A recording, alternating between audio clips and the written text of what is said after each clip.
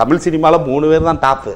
ஒன்று ரஜினிகாந்த், இன்னொன்று கமலஹாசன், மூணாவதா முனிஷ்காந்த். ஐயோயோ ஐயோ தலைவரே தப்பா போச்சு அப்படின்றீங்க. இதுக்கு நான் பொறுப்பு கிடையாது. ஐயோ ஏதோ நான் அத்தை குளிக்க வந்து உட்காந்து பேசிக்கிட்டு இருக்கேன். அண்ணே கோபால் அண்ணே லைட்டை கேட்டு ஆஃப் பண்ணிடாதீங்க, பசங்க ஸ்ட்ரென்த்தை இன்க்ரீஸ் பண்ணிடுவாங்க. இப்போ படத்துலேயே நான் தான் இல்லைன்னா இப்போ எவ்வளோ சிரிப்பு வரும் பாருங்க. அவர் பேர் என்ன பேட்மேனா? நாங்கள் பண்ண மாட்டோமா, நமக்கு எங்கே சொந்த அறிவுலாம் அப்படிலாம் கிடையாது. அப்படிலாம் நீங்கள் என்ன சொல்லக்கூடாது. அசோக் இந்த நாள் எழுதி வச்சுக்கோ. 2 வருஷத்தில் நான் உன்னை வந்து காரில் உட்கார வச்சு கூட்டு போல என் பேரை மாற்றிக்க. ஆக்டிவிட்டியும் அது பேச்சோடு தான். என்னண்ணே இது வராதா உங்களுக்கு? அது வந்துட்டேன்னு சொல்ல, திரும்ப வந்துட்டேன்ட்ட. 25 வருஷத்துக்கு முன்னாடி எப்படி போனானோ கபாலி, அதே மாதிரியே வந்துட்டான்னு சொல்ல. டேய் கபாலிடா.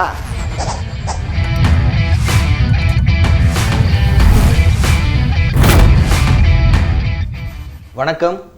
Behind roots the untitled show with ஆஷிக்ல இன்னைக்கு நம்ம கூட யார் இருக்காங்கன்னா முனிஷ்காந்த் அவர்கள் இருக்காங்க. எப்படி இருக்கீங்க? நல்லா இருக்கேன். நல்லா இருக்காங்க. முனிஷ்காந்த் ராமதாஸ் அதான் உங்க பேரு. எல்லாருக்குமே வந்துட்டு முனிஷ்காந்த் அப்படின்னு அந்த கேரக்டர் நேம் தான் எல்லாருமே சொல்றாங்க. நான் கூட இன்னைக்கு விக்கிபீடியாவில் என்ன பண்ணிட்டேன், முனிஷ்காந்த் டைப் பண்ணிட்டேன். அப்படி பார்த்தா யாருமே இல்லைன்னா முண்டாசுப்பட்டி படம் தான் வருது. அதுக்கப்புறம் தான் சொன்னாங்க முனிஷ்காந்த் ராமதாஸ் அப்படின்னு டைப் பண்ணி வரும் அப்படின்னு தான். அப்புறம் தான் தெரிஞ்சு உங்களோட அருமை பெருமை எல்லாமே. அதுக்கு முன்னாடி தெரியல.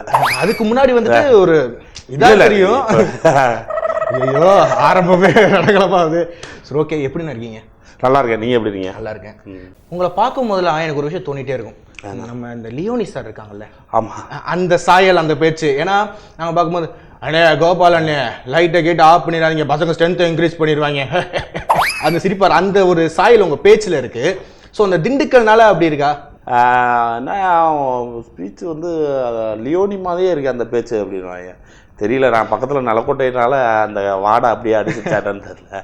ப்ரூஸ்லியில் ஒரு ஹாலிவுட் டைப் வில்லன் மாதிரி இருக்கீங்களே, அந்த ஜோக்கர் அந்த ஒரு ஸ்கெட்ச் மாதிரி இருக்குது பார்க்குறதுக்கு. அந்த இது அது அந்த கெட்டப்பில் ஒருத்தன் கோமாளித்தனமாக பண்ணானா எப்படி இருக்கும் அப்படின்றது தான் அங்கே அந்த வில்லன். இப்போ படத்துலேயே நான் தான் வில்லன்னா இப்போ எவ்வளோ சிரிப்பு வரும் பாரு. ஒரு பிளாக் காமெடி வில்லன் மாதிரி இவன் பண்ணுற சேட்டைகள் வந்து இங்கே சீரியஸாக இருக்கும், படத்தில் மக்கள் மத்தியில் ஒரு சிரிப்பாக இருக்கும். ஜோக்கர் கட்டப்பு எல்லாம் பார்த்தீங்கன்னா அவரோட இதை வந்து பிரசாந்த் சொன்னார். நான் இங்கிலீஷ் படம் அவ்வளோவா பார்க்க மாட்டேன். நான் அதனால் அந்த படத்தை போட்டு பாருங்க.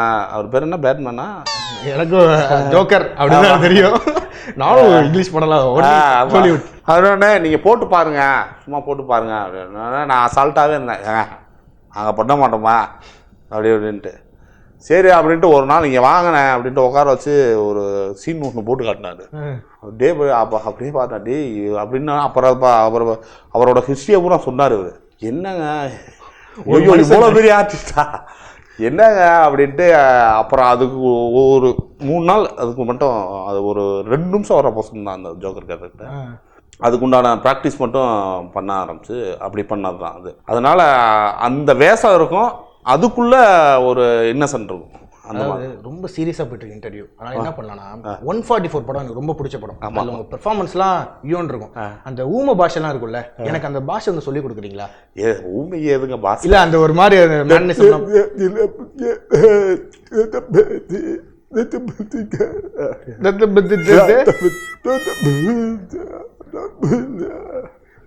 கோபமான அது அவன் அங்கே தான். அப்போ மாப்பிள்ளை சிங்கம் பண்ணிகிட்டு இருக்கும்போது ஒருத்தர் இவர் தான் அப்படி ஒருத்தர், அவர்கிட்ட தான் நான் கற்றுக்கிட்டேன். அவர் நல்லா பண்ணிகிட்டே இருப்பார் அவர் வந்து அப்படின்ட்டு.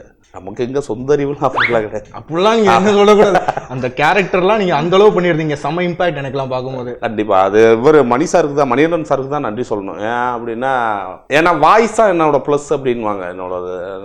இல்லை நான் அவர் சொன்னார் மணிகண்டன் சார், இல்லை உங்களுக்கு நடிப்பும் ஓரளவு ஸ்கோப்பு இருக்குது, நீங்கள் ஊமையாகவே நடிக்கின்றப்ப எனக்கு ஃபஸ்ட்டு ஊமையாவா சார் இருக்கிறதே நம்ம கிட்ட இருக்கிற சரக்கே வாய்ஸ் தான், அதை வச்சு தான் ஓட்டிக்கிட்டு இருக்கா. என்ன கோபி அப்படின்ட்டு, நீ என்ன சார் இப்படின்னு, உங்களுக்கு நடிப்பு வருங்க நீங்கள் பண்ணுங்க அப்படின்ட்டு பண்ண அந்த கேரக்டர் கொடுத்தது தான் அந்த. சூப்பர். மணிகண்டன் சாருக்கு தான் ரொம்ப நன்றி சொல்லணும். இப்போ அடுத்து என்னன்னா ஒரு டைலாக் கொடுக்குறேன். அந்த டைலாக் வந்து நீங்கள் அப்படியே அதுதான் உங்கள் ஸ்லாங்கில் அப்படியே பேசி காட்டணும். டைலாக்கு என்னது, டைலாக்னாலே பயம் அப்படின்னு சொல்கிற மாதிரி சொல்கிறீங்க. டைலாக் கொடுத்தாலே இல்லை, படத்தில் டைலாக் கொடுத்தாலே ஓரமாக அப்படியே போய் ப்ரிப்பேர் பண்ணுற மாதிரி படித்து பார்த்துட்டு இருக்கேன். நீங்கள் என்ன டைலாக் சொல்லுங்கள். அது வந்து உங்களுக்கு ரொம்ப ஃபேவரட்டான டைலாக் தான், கண்டிப்பா நிறைய இடத்துல பேசியிருப்பீங்க. அசோக் இந்த நாள் ஐயோ எழுதி வச்சுக்கோ, அந்த டைலாக். அதுக்கு என் தலைவன் கபாலி டைலாக் கூட சொல்லிடுமே. Kabali dialogue super. உங்க ஸ்லைட்ல சொல்லணும், தலைவர் ஸ்டைல்ல சொல்லக்கூடாது. அதான் அட வந்துட்டேன்னு சொல்ல, திரும்ப வந்துட்டேன்ட்டு 25 வருஷத்துக்கு முன்னாடி எப்படி போனானோ கபாலி, அதே மாதிரியே வந்துட்டான்னு சொல்ல. டேய் கபாலிடா. வா உங்களுக்குன்னு ஒரு ட்ரேட்மார்க் ஆயிடுச்சு. ஆமா வாய்ஸ் கண்டிப்பா. அதுதான் ஒரு டப்பிங் ஆர்டிஸ்ட் கூட சொன்னார், உங்களை எந்த ஊர்லேயும் கனெக்ட் பண்ணவே முடியலங்க, ஒன்று கோயம்புத்தூர் அப்படி எதுலேயுமே உங்களை கனெக்ட் பண்ண முடியல, உங்களோட வாய்ஸ் அந்த மாதிரி இருக்குது, உங்கள் டைலாக் த்ரூ அந்த மாதிரி இருக்குது அப்படின்னா. பரவாயில்ல, வாய்ஸை வச்சு அப்படியே ஓட்டிட வேண்டியது. இப்போ அடுத்து நம்ம வந்து ரேபிட் ஃபயருக்குள்ள போவோம். ரேபிட் ஃபயர்னா அது ஒரு ஃபயர் மாதிரி, அடியில் அந்த அளவுக்கு அடியில் ஃபயர் வைக்கிற மாதிரி கேள்விகள் இருக்கும், சடனாக பதில் வேணும். ஐயோ அதுதான் உங்களுக்காகவே. அது பதில் சொல்ல தெரியல அப்படின்னா குஷ் சொல்லிடலாமா? அதெல்லாம் சொல்லக்கூடாது. அப்படியே நீங்கள் பதில் சொல்லி ஆகணும். மிகப்பெரிய பயம் வந்து இன்னும் பெரிய டைரக்டர்ஸை பார்த்தேன், அவங்க நடிக்க விட்டாலே அந்த இதை நான் கேட்கணும்னு இருந்தேன். ஏன்னா அந்த பயம், அந்த உதறல் பெரிய நடிகர்கள்ட்டே அந்த பயம் எனக்கு. ஏன்னா 10ன்றதுக்குள்ளலாம் விக்ரம் சார்கிட்ட நடிக்கக்குள்ளேயே நான் போதும்னு ஆயிடுச்சு. ஏன் அப்படின்னா அவரை பார்த்த உடனே என்னடா மனுஷன் ஒரு அப்படின்னு ஒரு ஃபேன் மாதிரி. இன்னும் அந்த பயம் அதை நான் தவிர்த்து, அவங்களே சொல்கிறாங்க அதெல்லாம் அப்படி இருக்காதீங்க அப்படின்னு. அது முடியலை என்னால். இன்னொரு அனுபவம் நான் கேட்கணும், இந்த கடல் படம் அப்போ வந்து மணிரத்னம் சார் படத்தில் வந்து நடிக்க வாய்ப்பு கிடைச்சிருக்கு. அப்போ வந்து முனிஷ்காந்த்லாம் கிடையாது, மாசிலாமணி அந்த கேரக்டர். ஆமாம் மாசிலாமணி கரெக்ட்.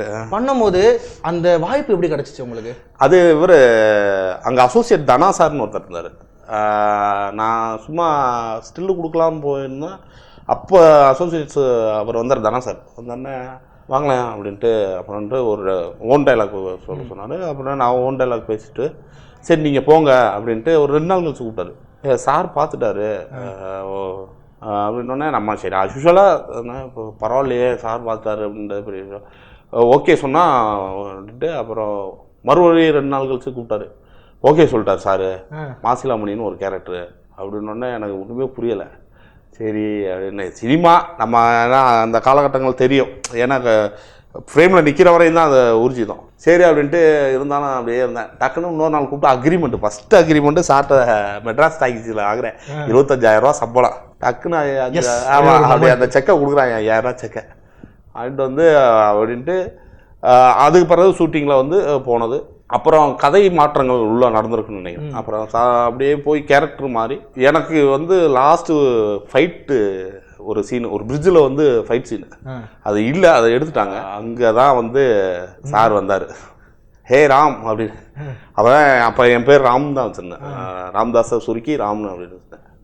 ராம் அப்படி இது மாதிரி அப்படின்னு. பிரிட்ஜு ரொம்ப டிராஃபிக் ஆகிட்டுருக்கு, டக்குன்னு ஒரு டைலாக் சொல்லணும். அப்படியே ஹீரோ வந்து தண்ணிக்குள்ளே குதிச்சோம், அப்படியே ஏய் எதுவும் கல்லுக்கு இடையில மாட்டிக்கிட்டா நம்ம பாடுறா அப்படின்னு சொல்லணும்.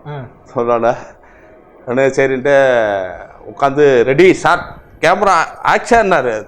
இது கல் இது ஏய் என்னாச்சு அப்படியே சார்ஜ் இறங்கி அப்புறம் சாரே வந்து யூ ஃபூல் இடியட் அப்படி இப்படின்னு. அப்புறம் வந்து அசோசியேட் சொல்கிறாரு, இப்படி அவர் கோவப்பட்டதே இல்லை, அந்த மாதிரியே அவரே நீங்கள் கோவப்பட வச்சுட்டீங்க, அப்போ பார்த்துக்குங்க அப்படின்னு. அது ஒரு பெரிய அனுபவம் தான்.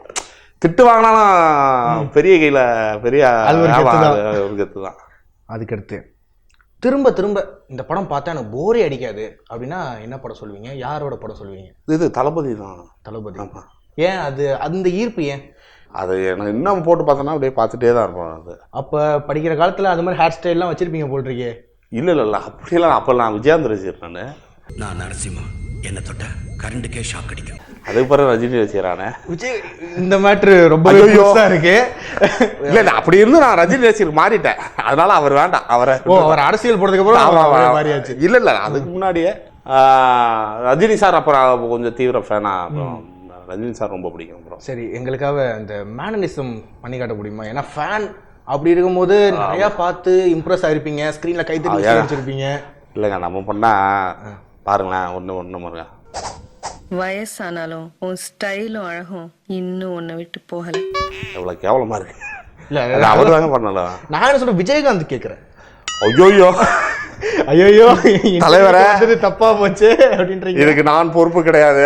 ஐயோ ஏதோ நான் அத்தை குளிக்க வந்து உட்காந்து பேசிக்கிட்டு இருக்கேன், பார்த்துக்க. ஓகே, விட்டுறலாம். அடுத்த கேள்விக்கு போயிடுவோம். நீங்க சொன்ன பொய்யை திரும்ப எடுத்துக்கணும் அப்படின்னா எந்த பொய்யை எடுத்துக்குவீங்க? எங்கள் அம்மாட்ட சொன்னேன், இன்னும் 2 வருஷத்தில், அது என்னென்னா ஒரு 5 வருஷத்துக்கு முன்னாடி, 2 வருஷத்தில் நான் உன்னை வந்து காரில் உட்கார வச்சு கூட்டு போல, என் பேரை மாற்றிக்க அப்படின்னு எங்கள் அம்மான்னு சொல்லிட்டேன். அது நடக்கலை. ஏன்னா அந்த பொய்யை வேணா இப்போ தான் நடந்திருக்கு. நான் 2 வருஷம் தானே டைம் கொடுத்துருந்தேன். இல்லை அப்படின்னா நான் வந்து ஊர்லேயே செட்டில் ஆயிடுறேன் அப்படின்ற மாதிரி இருந்தேன். ஓகே, அடுத்தது இண்டஸ்ட்ரியில் இருக்கிற ஒரு நல்ல நண்பன், ஒரு லாயல்ட்டி ஃப்ரெண்ட், நேர்மையான ஒரு நண்பன்னா யாரை சொல்லுவீங்க? நிறைய பேர் இருக்காங்க. எனக்கு காளி வெங்கட், அவர் சினிமாவுக்கு வந்த பிறகு தான் பழக்கம். முண்டாசுப்பட்டி அந்த ஷார்ட் ஃபிலிம் பண்ணுறப்ப அவரும் ஒரு காரணம். அந்த டைலாக் சாமின்னு ஒருத்தர் இருந்தார், அவரை வந்து காளி கூப்பிட்டுருந்தார் வாய்ஸ் பேசுகிறதுக்காக. அதுக்கு பிறகு சாமி சொன்னார், என்ன ராமதாசன் வர சொல்லுங்க அவரை அப்படின்ட்டு. அந்த ஒரு அந்த பழக்கத்தில் தான் இதுவரையும் ஒரு நேர்மையாக கரெக்டாக போயிட்டுருக்கு. அவர் நல்ல நண்பர். அப்போ அந்த டப்பிங் பேசின ஃபஸ்ட்டு டைலாக் நினப்பு இருக்கா உங்களுக்கு? அது இதுதான் பேசுகிறேன். ஃபஸ்ட்டு அவர் வந்து என்னை செக் பண்ணார் சார், அவர் பேர் சொல்லுங்களேன் அப்படின்னோடனே. அதான் அது தைக்கப்புறம் தமிழ் சினிமாவில் 3 பேர் தான் டாப்பு. ஒன்று ரஜினிகாந்த், இன்னொன்று கமலஹாசன், 3ஆவதா முனிஷ்காந்த் அப்படின்ற மாதிரி. அதை பார்த்து தான் சரி அதுக்கு பிறகு தான் பேச சொன்னார். சரி அவரே பேச விட்ருங்க அப்படின்ட்டு. இல்லைங்க இந்த கேரக்டர் யார் யாரோ பண்ணோம், எங்களுக்கு செட் ஆகலை. நாங்கள் என்ன சொன்னால் திருப்பூர்காரரே நடிக்க வச்சுட்டு உங்களையே பேச வச்சிடலாம் டப்பிங்கு. ஆடா அவரோட போல நாங்கள் இருக்கிறேன். சரி நடித்ததில் இவங்களுக்கு பிடிச்சதுனால இதாகிப்போச்சு. மணிரத்னம் சார், முண்டாசுப்பட்டி ராம், பாலா அவர்கள், பாண்டியராஜ் சார், இவங்கெல்லாம் வந்துட்டு உங்கள் கால் ஷீட் கேட்குறாங்க. அட் அ டைமில் யாருக்கு ஃபஸ்ட்டு கொடுப்பீங்க? எப்படி question? Ram sir. Ram sir, Mundasupatti. Correct. அது யோசிக்கவே மாட்டேங்க டக்குன்னு ராம் சார். ஆமாம். சரி, ஓகே. அடுத்து ஜென்ரலாக அப்கமிங் ப்ராஜெக்ட்ஸ்லாம் என்னென்ன? இப்போ வந்து பார்த்தீங்கன்னா மரகத நாணயம் பண்ணிட்டு, அப்புறம் செயல்னு ஒரு படம் ஷாஜகான் டைரக்டர் ரவி சார் இது. அப்புறம் பார்த்தீங்கன்னா நம்ம ராம்குமார் சார், இது டைட்டில் இன்னும் வைக்கல. அதே கூட்டணி தான். விஷ்ணு சார் பண்ணுறாரு, காளி பண்ணுறாரு, நான் பண்ணுறேன். ஆனால் இதுக்கு அப்படியே ஆப்போசிட்டாக இருக்கும். பிரசாந்த் பாண்டியராஜ் அவரை பற்றி கொஞ்சம் டிஸ்கிரைப் பண்ணுங்கள். எப்படிலாம் ஒர்க் வாங்கினார் உங்கள்கிட்ட? பிரசாந்த் பாண்டியராஜ் பார்த்தீங்கன்னா அவர் கிட்டத்தட்ட ஒரு மன்சூர் அலிகான் மாதிரி தான் ஆக்டிவிட்டிகள்லாம் இருக்கும். அவரது பார்க்கறதுக்கு அப்படி இருக்காப்புல. இல்லை ஆக்டிவிட்டியும் பேச்சார் தான். என்னண்ணே இது வராதா உங்களுக்கு? அதாவது காட்ஃபாதர் டைலாக் வந்து நான் பேசணும் இங்கிலீஷில் அப்படின்னு பார்த்தா எனக்கு கீழே ஒருத்தன் வந்து படிச்சுட்டு இருப்பான். அதான் கான்செப்ட். ஓ, அவர் நான் வந்து உட்காந்து அப்படியே அந்த பூனையை வச்சுக்கிட்டு அப்படியே பேசிகிட்டு இருப்பேன். அப்படியே கேமரா அப்படியே வந்து டில்ட் நான் பார்த்தீங்கன்னா பக்கத்தில் ஒருத்தர் வந்து எனக்கு பதில் படிச்சுட்டு இருப்பான். அது என்ன டைலாக் அது? அதுதான் வராது. அதுக்கு தான் அங்கே சட்டை வந்து ஏங்க அவர் வந்து காட்ஃபாதருங்க. நான் வந்து உசிலம்பட்டி பக்கத்துலேருந்து வந்திருக்கேன், என்னைய போட்டு இங்கிலீஷில் பேசு இங்கிலீஷில் அப்படின்ட்டு வேலை வாங்குறதுலாம் வந்து அவ்வளோ ஜாலியாக. அதாவது எவ்வளோ பெரிய விஷயமா இருந்தாலும் அதை நிதானமாக அவ்வளோ வரலையா அவங்களுக்கு போமா இருங்க நான் பண்ணிடுறேங்க இன்னொரு அப்படின்னு நம்மளே வர வச்சுடும். அப்படி சரி இந்த பண்ணியிருந்தேன் ஒரு அந்த மாதிரி ஒர்க்கர்ஸ் வேலை வாங்கக்கூடிய டைரக்டர் அவர். ஓகே. லோகேஷ் மாநகரம், அவர் அந்த டைரக்டருக்கு வரும். அவர் எப்படிலாம் வேலை வாங்கினாரு? அவர் எந்த மாதிரி டைப்பு? அவர் ஆமாம், அவர் அப்படியே பார்த்தீங்கன்னா டிட்டோ வந்து எதுவுமே பேச மாட்டார். அது சில டைலாக்லாம் பேசி முடிச்சுட்டு டப்புன்னு நம்ம டைரக்டர் தான் பார்ப்போம். இவ்வளோதான் ரியாக்ஷன் இல்லை உண்மை பண்ணிக்கலாம். இல்லைண்ணே எனக்கு இந்த அளவு என்ன எதிர்பார்க்குறாருன்னு கண்டுபிடிக்க முடியாது. எனக்கு இந்த அளவு ஓகேண்ணே அப்படின்னா. இல்லை சார் சரி உங்களுக்காக ஒன்று ஒரு தடவை பண்ணுவோண்ணே அப்படின்ட்டு. அவனே நல்லா இருந்துச்சுன்னா அதோட சூப்பராக இருந்துச்சுண்ணே அப்படின்னாரு. இல்லைண்ணே அதே பெஸ்ட்டு. அந்த மாதிரி தேவையான அளவுகள் மட்டும். ரொம்ப நல்ல மனுஷன். அந்த டீமே சரி, கேமராமேன் எல்லாமே பார்த்தீங்கன்னா ஒரு பாசிட்டிவ் எனர்ஜியே இருந்துகிட்டே இருக்கும். ஒர்க் பண்ணுறப்ப ஈஸியாக இருக்கும். சில வேலை பார்க்கும்போது தெரியும்ல மெனக்கடல் அவங்க சிங்க் ஆயிரும். அந்த சிங்கு ஒரு லோகேஷில் இருந்தது. ரொம்ப சந்தோஷம். இவ்வளோ நேரம் கேட்ட கொஸ்டினுக்கெலாம் டான் பதில் சொல்லிட்டீங்க. உங்கள் படங்கள் வந்து பேக் டு பேக் வருது. ஸோ அது வெற்றி பட வாழ்த்துக்கள். இவ்வளோ நேரம் பொறுமை காத்து என்னோட பேட்டியை கேட்டதுக்கு இந்த பிஹேவ் நோட்ஸ் நேயர்கள் அனைவருக்கும் ரொம்ப நன்றி. ரொம்ப தேங்க்யூ. ஏதாவது கௌதம் மேனன் படத்துலலாம் நடிச்சிங்களாண்ணே? ஐயோ இல்லை நடிக்க வாய்ப்புகள் வருதா? இல்லை வந்தாலும் நான் கொஞ்சம் இங்கிலீஷ் கற்றுட்டு தான் போகிற மாதிரி இருக்கேன். ஏன்னா அது டக்குன்னு வரமாட்டேங்குது. அதனால கொஞ்சம் இங்கிலீஷ் கற்றுக்கிட்டு அதுக்கு பிறகு சார்ட்டை போய் வாய்ப்பு கேட்கலான்னு ஒரு இதில் இருக்கேன். என்ன கோபே கேவலம் 5 ரூபாய்க்காக அடிமையை விட்டு அசிங்கப்படுத்துறியா? வர்றேன் எண்ணி 50 ரூபா எடுத்துகிட்டு வர்றேன், அப்போ என்ன ஒன்றுன்னு பார்க்குறேன். Behind roots the untitled show Ashiq. இந்த எபிசோடில் வந்து நம்ம முனிஷ்காந்த் ராமதாஸ் வந்து படன்னு அப்படியே சரவடி மாதிரி வெடிச்சு தள்ளியிருக்கிறாப்புல. குறிப்பாக வந்துட்டான்னு சொல்ல 25 நிமிஷத்துக்கு முன்னாடி எப்படி போனாலும் அதே மாதிரி திரும்ப வந்துட்டான்னு சொல்லு அப்படின்னு சொல்லி கபாலி டைலாக்லாம் அவர் ஸ்டைலில் பேசியிருப்பாரு, பார்த்துருப்பீங்க. ஸோ இந்த இன்டர்வியூவில் இந்த எபிசோடில் உங்களுக்கு எந்த விஷயம் பிடிச்சிருந்துச்சு, எந்த விஷயம் பிடிக்கல அப்படின்றத வந்து கீழே கமெண்ட்டில் சொல்லுங்கள். பிகாஸ் உங்கள் ஃபீட்பேக் எங்கள் ஃபியூச்சர். போன இன்டர்வியூவில் நிறைய கமெண்ட்ஸ் வந்துருந்துச்சு, அதில் செலக்டிவாக சிலதை சூஸ் பண்ணி வச்சுருக்கேன், படிக்கிறேன். திருமால் திவா அப்படின்றவங்க வந்து bro please tell me your full name, you say next video அப்படின்னு போட்டிருந்தாங்க. என்னுடைய பேர் வந்து எஸ் ஆஷிக் ஹுசைன். ஓகே, அதுக்கப்புறம் நாகராஜ் எஸ் அப்படின்ற ஒரு Ashiq nice video, rapid fire with panda will be the nice title bro, don't think you look like panda but you are innocent and cute like panda அப்படின்னு போட்டிருக்காரு. ஃப்ரம் லண்டன்லேருந்து நம்மளுக்கு அனுப்பியிருக்காப்புல. ஸோ பல நாடுகள்லேருந்து நம்மளுக்கு வந்து comments வருது அப்படின்னு நினைக்கும் போது சந்தோஷமாக இருக்குது. ஸோ தொடர்ந்து எங்களோட வீடியோவை பார்த்துட்டே இருங்க. அது மட்டும் இல்லாமல் வேறு என் ஷோக்கு என்னென்ன டைட்டில் வைக்கலாம் அப்படின்றதையும் கீழே கமெண்ட்டில் சொல்லுங்கள். லைக் பண்ணுங்கள், ஷேர் பண்ணுங்கள், குறிப்பாக சப்ஸ்கிரைப் பண்ணுங்கள். லைக் பண்ணுங்கள், ஷேர் பண்ணுங்கள், குறிப்பாக சர்ப்ரைஸ் பண்ணுங்கள். பண்ணிடுங்க.